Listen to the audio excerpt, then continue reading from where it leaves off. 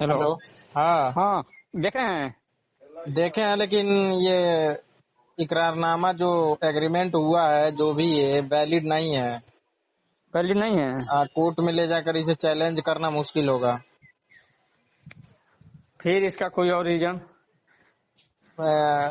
Reason की उपाय पूछ रहे हैं, रीजन पूछ रहे हैं कि उपाय वैलिड क्यों नहीं है, इसका रीजन बहुत है। अच्छा अच्छा। हाँ, अब आप इनको पैसा किस समझा दीजिए, माध्यम से ठीक ना? दिया गया है? हाँ दीजिए। हाँ सर। हेलो। हाँ, कह रहे हैं कि ये जो स्टाम्प है ये जो उसमें रुपए का जिक्र किया गया है ना, उसका एक रूल होता है। जी। रूल ये है कि उसका 1 से 2% या 3% होना चाहिए। जो पैसा का उसमें जिक्र किया गया ना, उस पैसे का 1-2% या 3% होना चाहिए। वो क्या? स्टाम्प स्टाम्प जो है, हाँ हाँ। अगर मान लीजिए एक साइड इसको हटा दिया जाए तो उसमें जो भी, अब मान लीजिए स्टाम्प को हटा दिया जाए, हम लोग उस पे टैक्स मतलब जो भी है भर देंगे, फाइन चार्ज होगा, वो फाइन हाँ हम लोग भर देंगे। तो स्टाम्प का बात अगर हटा दिया जाए तो हाँ। इसमें जो रकम दिया गया है उसमें एक रूल है कि जब भी 20,000 से ज्यादा का अगर कोई भी एग्रीमेंट होता है तो उसे रजिस्ट्री विभाग में एग्रीमेंट कराना जरूरी होता है। ठीक हम्म। है।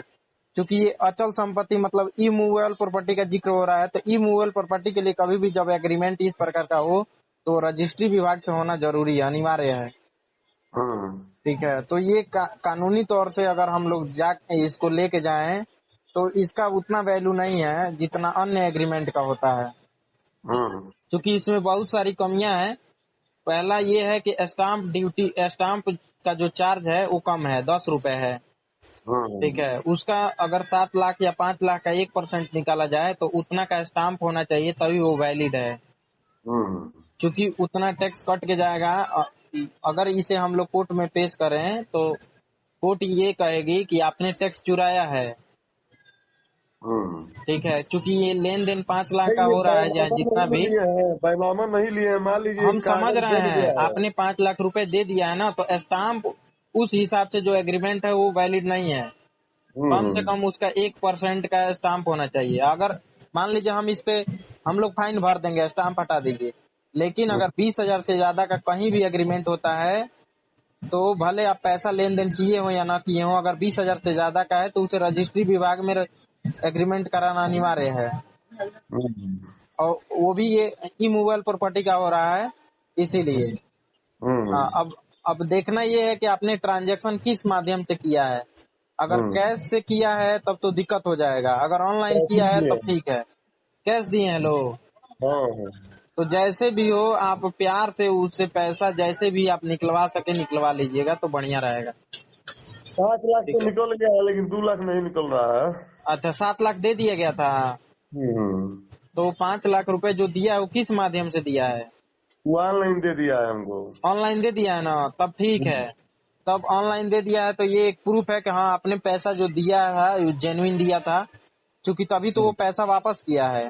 जी। ठीक है। लेकिन अगर वो चाहे तो वो खेल जाएगा इस बात पे कि वो हम्म। कह देगा कि नहीं ये एग्रीमेंट गलती से बनाया गया है, हमको फंसाने हम्म। के लिए, हम वो 5 लाख रुपए किसी और काम के लिए इनको दिए थे। तो ऐसे आप भी फंस जाइएगा। बात ये है हम्म। यहाँ। ठीक है। हम्म। समझिए बात को। अगर वो कह दे कि हम ऑनलाइन ट्रांजेक्शन इनको किए थे, आपका तो कोई कोई प्रूफ तो है नहीं कि आपने उनको 5 लाख 7 लाख रुपए दिया था। हम्म। जो भी है प्रूफ तो इसका नहीं आप पेश कर पाएंगे, लेकिन वो कर देगा कि मैंने ऑनलाइन ट्रांजैक्शन किया है और मैं इस काम के लिए इनको दिया हूँ, और ये हमें फंसाने के लिए ये बोल रहे हैं कि हम इनको 7 लाख रुपए दिए थे या 5 लाख दिए थे। तो इस हिसाब से भी वो आपको फंसा सकता है। ठीक है। अब हम्म। चूंकि ये क्रिमिनल मामला तो है नहीं, ये सिविल मामला है, तो ये लंबा चलेगा। हम्म। ठीक है। तो वही चीज है। हम्म। हाँ, तो तो इसमें दो तीन कोर्ट में चीजें जाने हैं, के कमियां बाद हैं इसमें। हाँ बताइए। ये कोर्ट में जाने के बाद मैंने फैसला हो नहीं पाएगी। कोर्ट में जाएगा तो आपका जो एविडेंस है वो वीक पड़ जाएगा। ठीक है। हम्म। ऐसा नहीं है कि आप पैसा खर्च करेंगे तो आप जीतेंगे नहीं। ठीक है। हम्म।